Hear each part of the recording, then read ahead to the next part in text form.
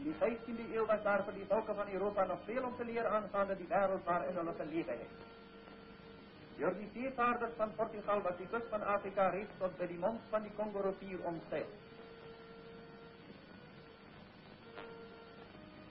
Hulle doel was om een zeeweg te vinden naar Indië, die land van fabelachtige rijkdom en weelde.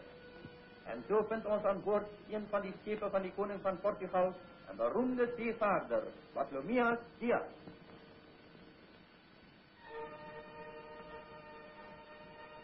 Op hierdie reis door onbekende waters het 'n groot storm hulle oorval en woeste winde en golwe die seilskippies heen en weer geslinger.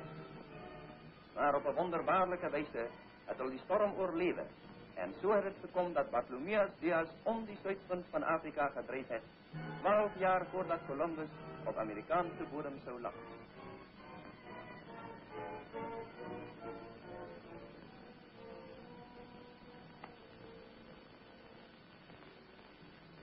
Die kuststreke van hierdie onbekende Kaap was die tuiste van 'n primitiewe barbaarse ras.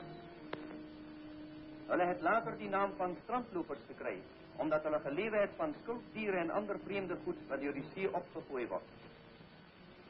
Bartolomeu Diaz was deur die ontevredenheid van sy matrose eindelik genoodsaak om na Portugal terug te keer. Maar eers het hy geland om 'n kruis op te rig en dank aan die Almagtige te bring vir hulle redding en die gedeeltelike welslae van hulle onderneming.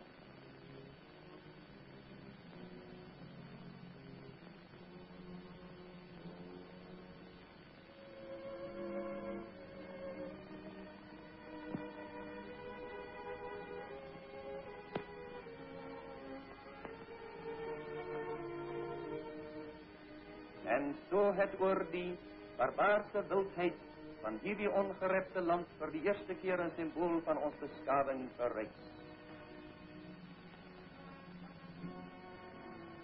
Diaz het Indië nooit gesien. Op 'n tweede reis 12 jaar later het hy met al sy manskappe in 'n groot storm ten gronde gegaan, reg oor die Kaap wat hy vir die wêreld ontdek.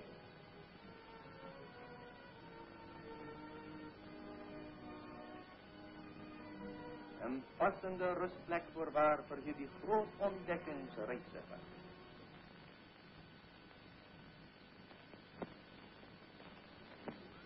In hierdie dae was die omgewing van die Kaap die tuiste van zwervende boesman. 'n oorblyfsel kan 'n mens sê uit die steenperiode, wat soos Bobbejaane in klipgrotte gewoon en van die jag gelewe het. Hulle was bygelowige maar dapper klein mensies en het, sonderling genoeg, 'n liefde vir die skilderkunst gehad.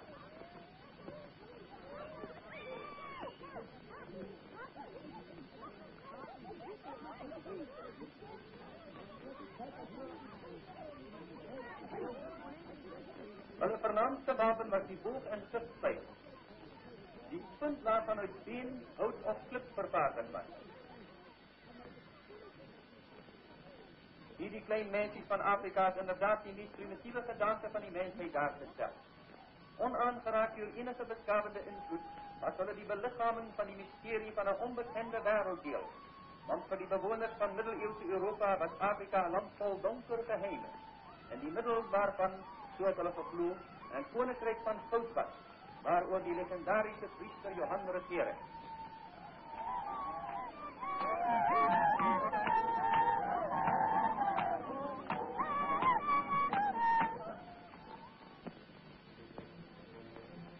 Die zeeweg naar Indië met al sy opgegaarde skatte was weldra algemeen bekend.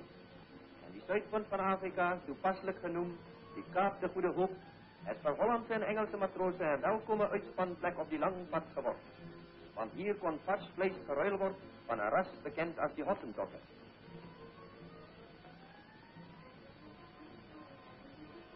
Hulle was 'n vuil maar 'n vrolijke volkie.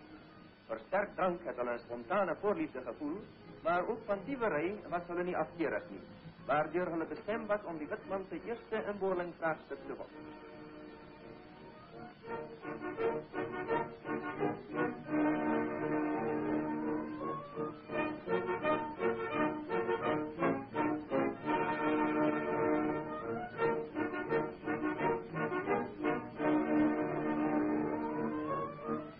Europese geld het vir hulle geen betekenis gehad nie.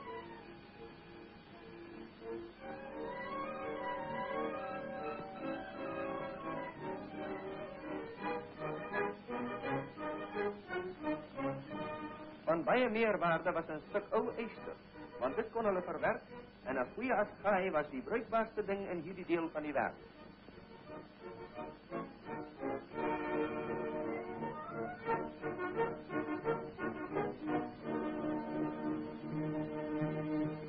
Helder stroompies onder die berg het die kosbare drinkwater verskaf.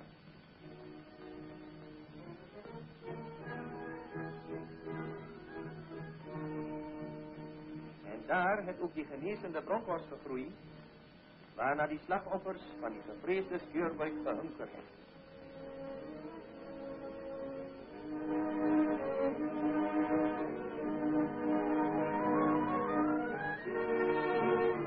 Die matroos het Suid-Afrika sy eerste posdiens ingerig. Briewe is eenvoudig onder 'n groot platklip geplaas, waar die bemanning van die eerste verbygaande skip hulle sou vind en verder besorg.